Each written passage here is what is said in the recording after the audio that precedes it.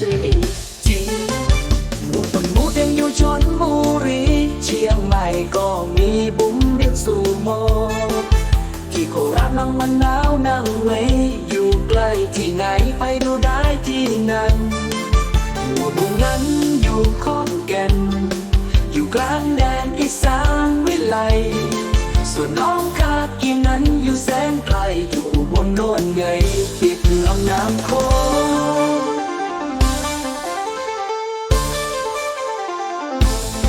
แม่ยิ้มบอกผมโตคลายหมูตอนที่เด็กเล็กอยู่น่าเอ็นดู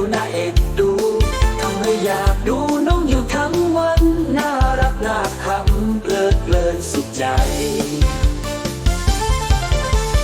พอตื่นมาก็ทำเท่าน่ารักยึดยกเดินเดี๋ยวนอนตอนน้องนอนก็ยิ้มน่ารักดึกดักฉันน่ารักจริงตื่นออกต้องที่พอกไอชลบุรีเชียงใหม่ also has Bum Bim Sumo in โคราชน้องมะนาว is sitting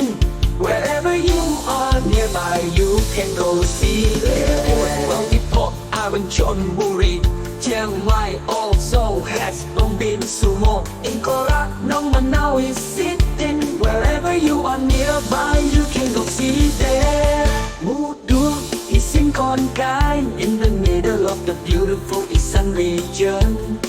As for Nong Kakin, he is very far in you born over there by the Mekong River. Pygmy Hippo with the big belly like a pig. When he was a baby, he was so adorable and cute. Makes me want to watch him all day. Cute, funny, enjoyable.